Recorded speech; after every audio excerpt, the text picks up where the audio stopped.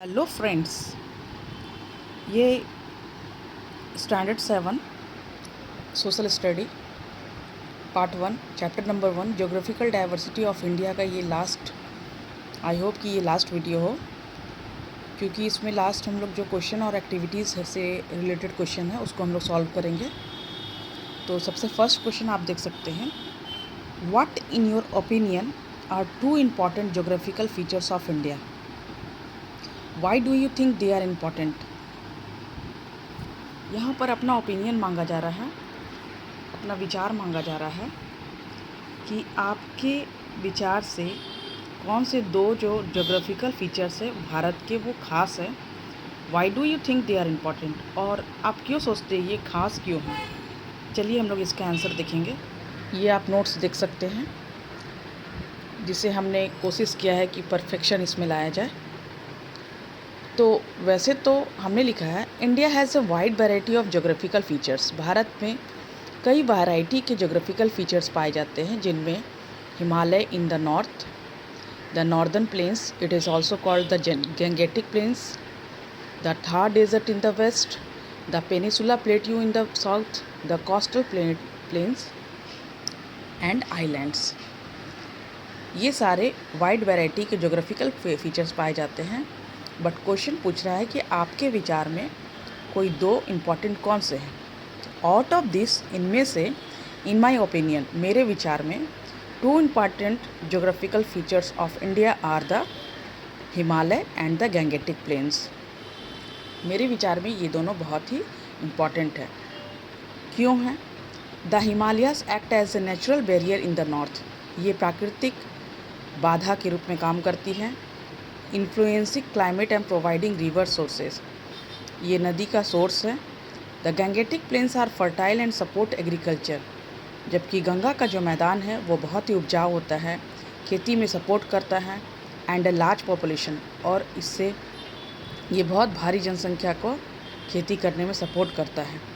दस, these are important geographical features of India. इस प्रकार ये दोनों जो है वो ज्योग्राफिकल फीचर्स भारत का बहुत ही ख़ास है। मैं आप लोगों को बता दूं कि हमेशा क्वेश्चन के अनुसार ही आंसर लिखना चाहिए, लेकिन यहाँ पर है कि दो इम्पॉर्टेंट, तो आप यहाँ से भी आंसर स्टार्ट कर सकते थे कि two important geographical features of India are. But हमने ये सारा चीज़ जानकारी के लिए डाल दिया है। अब मान लिया ये क्वेश्चन है कि 2 से 3 मार्क्स का है, तो आप इतना लिखेंगे तो चलेगा। लेकिन इन केस ये क्वेश्चन जो है वो 5 मार्क्स का आ जाता है, तो थोड़ा सा डिटेल आपको ऑटोमेटिक बढ़ाना पड़ेगा। वो आपके कॉमन सेंस पर डिपेंड करता है कि आप उसको कैसे मार्क्स के अकॉर्डिंग उसको सेट करें। दूसरी बात है, यहाँ पर टू इम्पॉर्टेंट ज्योग्राफिकल फीचर्स बोल दिया और उसका इम्पोर्टेंस पूछ दिया है। मान लीजिए स्पेशली थार डेजर्ट, जो Thar desert in the west, इसके बारे में पूछ दे, तो सबका इम्पोर्टेंस जानना ज़रूरी है। अब जैसे एग्जांपल है थार डेजर्ट, इसका क्या इम्पोर्टेंस है? तो यहाँ पर रिन्यूएबल रिसोर्स, रिन्यूएबल मतलब जो फिर से रिन्यू हो सकता है, नया हो सकता है, जिसमें आपका आ जाएगा विंड एनर्जी, सोलर एनर्जी। तो ये यहाँ पर ऐसे रिन्यूएबल रिसोर्सेज पाए जाते हैं जिसका यूज़ किया जा सकता है, और फ्यूचर में ये बहुत ही इम्पॉर्टेंट है, ये बहुत ज़्यादा वैल्यू है। इसके अलावा मिनरल रिसोर्सेज भी यहाँ बहुत ज़्यादा पाए जाते हैं। इस तरह थार डेजर्ट का ये वैल्यू है। इसी तरह अलग अलग जितने भी फिज़िकल फीचर्स, सबका कुछ ना कुछ वैल्यू है, कुछ ना कुछ इम्पॉर्टेंस है।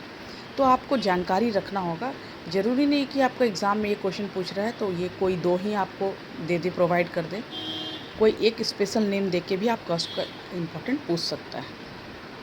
अब हम लोग नेक्स्ट क्वेश्चन देखेंगे, what do you think India might have looked like if the Himalayas did not exist? आप क्या सोचते हैं यदि भारत में हिमालय नहीं होता तो वो कैसा होता? Write a short note on sketch और drawing to express your imagination. इसको एक्सप्रेस करने के लिए एक नोट बनाइए या फिर ड्राइंग कीजिए। तो हमने इसका नोट बनाया है, if the Himalayas did not exist, यदि हिमालय पर्वत नहीं होता, cold wind from central Asia, तो आप जानते हैं कि हिमालय के जस्ट नॉर्थ साइड में सेंट्रल एशिया है, तो वहाँ से ठंडी ठंडी हवाएं हैं वो डायरेक्ट इंडिया में इंटर करती, और ये जो इंडियन सब कॉन्टिनेंट है मच कोल्डर, ये बहुत ही ठंड हो जाता है। चलिए और भी इसका प्रभाव देखते हैं कि यदि हिमालय नहीं होता तो कैसी कंडीशन होती इंडिया में। The Gangetic plains would be less fertile without snow fed rivers. यदि हिमालय नहीं होता तो उसका जो सोर्स है, रिवर का सोर्स है हिमालय, वो नहीं होता, और जिसके कारण जो गैंगेटिक प्लेन्स है, गंगा के रिवर्स, गंगा से बना हुआ प्लेन है, वो फर्टाइल नहीं होता क्योंकि स्नो फेड रिवर्स वहाँ पर नहीं होती। The monsoon would be weaker. Monsoon जो है वो वीक हो जाता as the Himalayas help trap rain clouds, क्योंकि हिमालय से टकराकर बादल बनती है, बारिश होती है। Much of northern and central India could become dry और डेजर्ट लाइक, और नॉर्थ और सेंट्रल जो इंडिया है वो एक डेजर्ट की भांति बन जाता।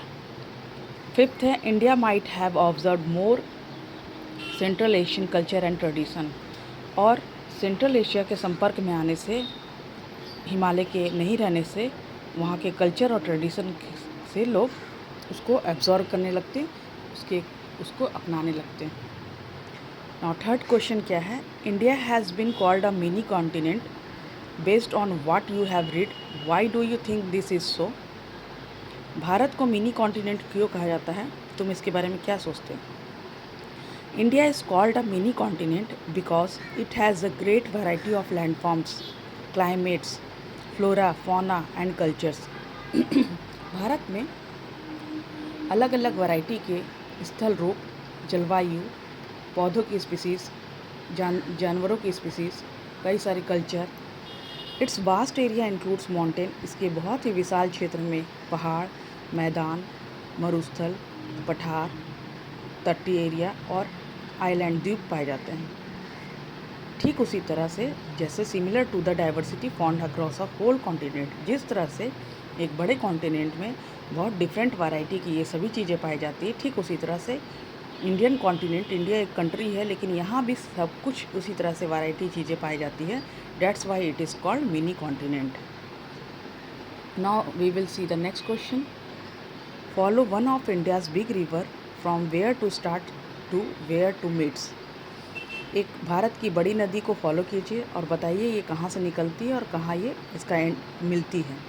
What are the different ways in which people might utilize the river along its journey? और इस बहती हुई पानी का लोग क्या इस्तेमाल कर सकते हैं, इसे आप क्लास में डिस्कस करने बोला गया है, लेकिन मैं इसका आंसर यहाँ पर बताई हूँ, और इसका जो नोट्स है वो आपका शॉर्ट वीडियो में भी जाएगा, जहाँ से आप नोट्स को अच्छे से उतार सकते हैं। अकॉर्डिंग टू द क्वेश्चन के according we will take the example of big river, river Ganga. हम यहाँ पर एग्जाम्पल में रिवर गंगा ले रहे हैं, आप कोई अदर रिवर भी ले सकते हैं। The Ganga starts at Gomukh.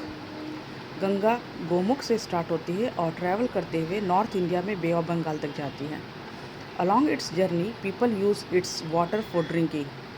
और इस पूरी जर्नी में लोग इसके पानी का इस्तेमाल पीने में, इरिगेशन सिंचाई में, ट्रांसपोर्टेशन यातायात में, फिशिंग जल मछली पकड़ने में, एंड जनरेटिंग हाइड्रो इलेक्ट्रिसिटी और इलेक्ट्रिसिटी पैदा करने में किया जाता है। It is also important for religion and culture activities. इसके अलावा रिवर गंगा का प्रयोग लोग धार्मिक और सांस्कृतिक एक्टिविटी करने में करते हैं। इस तरह से इस रिवर का यूज़ है, और इसका जो स्टार्टिंग पॉइंट बताया गया गोमुख है और अंत में ये बे ऑफ बंगाल में मिल जाती है। Now we will see the next question. अब हम लोग देखेंगे next question. Why is the south part of India refers to as a peninsular plateau. Bharat का जो दक्षिण पार्ट है वो पेनिसुलर प्लेट्यू क्यों कहलाता है? We have already know that plateau is a land which is a high land and its peak is flat. हम लोग जैसा कि जानते हैं कि प्लेट्यू उस फ्लैट लैंड को कहते हैं, उस लैंड को एलिवेटेड एरिया को कहते हैं, यानी कि ऊंचा एरिया को, जिसका जो शिखर होता है, पीक जो होता है, वो फ्लैट होता है। And peninsula means a land which is covered by the water from 3 sides and one side joined with the mainland। और पेनिसुला उस लैंड को कहते हैं जो कि 3 ओर से पानी से घिरा हो और एक ओर से मेन लैंड से घिरा हो। तो इंडिया का साउथ पार्ट जस्ट लाइक इसी तरह का कुछ पार्ट है, दोनों विशेषताओं को लिया गया, पेनिसुला का भी और प्लेट्यू का भी, इसीलिए इसे पेनिसुला प्लेट्यू के नाम से जानते हैं। चलिए हम लोग इसे जानते कैसे। The southern part of India is called a peninsular plateau because it is a large elevated area with flat terrain surrounding by water on 3 sides। Bharat का जो दक्षिण भाग है वो ऊंचा एरिया है और उसका शिखर फ्लैट है। इसके अलावा ये 3 ओर से पानी से घिरा हुआ है। एक ओर है द अरेबियन सी, दूसरी ओर है बे ऑफ बंगाल और तीसरी ओर है Indian Ocean. This make it a peninsula with a plateau landforms. Now we will see question number 6। Which UNESCO heritage site mentioned in this chapter did you find more interesting? इस chapter में 2-3 UNESCO heritage site में शामिल किए गए place का नाम दिया गया है, जिसमें सबसे इंटरेस्टिंग आपको कौन लगता है उस पर नोट लिखिए। अब मैं यहाँ पर की हूँ सुंदरवन, इसके अलावा वेस्टर्न घाट था, इसके अलावा ग्रेट हिमालय नेशनल पार्क है। लेकिन मुझे I found more interesting UNESCO heritage site mention in this chapter is Sundarbans. It is the large mangrove forest in the world. ये पूरे वर्ल्ड का सबसे बड़ा मैंग्रोव फॉरेस्ट है और ये रॉयल बंगाल टाइगर का घर है। It is located in the delta of the Ganga Brahmaputra. ये गंगा ब्रह्मपुत्र के डेल्टा में स्थित है ये Sundarban. The area has a rich and mysterious landscape due to its unique mix of river, sea and land. ये एक ऐसा ज़मीन है जो कि जहाँ रिवर, सी और लैंड मिलता है। About half of its lies in India. इसमें से इसका आधा भाग भारत में है, जबकि बचा हुआ भाग बांग्लादेश में है। Now we will see the next question. Look at the 2 maps of India, physical as well as political, given at the end of this book. Identify the place you are at now. आप भारत के physical map को भी देखिए, political map को भी देखिए। ये आप खुद करेंगे, खुद से आप देखोगे और कि आप किस प्लेस में रहते हो और वो प्लेस कौन से फिज़िकल फीचर्स में आता है उसको डिस्क्राइब करना है। तो यहाँ पर सबका आंसर अपना अपना होगा, बट मैं कोलकाता में रहती हूँ, ये वेस्ट बंगाल में है। ये मैप जब मैंने देखा था तो ये गैंगेटिक प्लेन्स में है, जो कि near the delta of the Ganga river and close to the eastern coast line of India. अब जैसे मैं पहले रहती थी झारखंड में हज़ारीबाग, तो वो ग्रेट पेनिसुला प्लेट्यू में था। तो इसी तरह से हर एक एरिया का अपना अपना होगा। आप जहाँ रहोगे उसके अनुसार अकॉर्डिंग डिटेल करना होगा। इसके लिए आपको फिजिकल और पॉलिटिकल मैप का यूज़ करना होगा। Next, food preservation technique differ from place to place.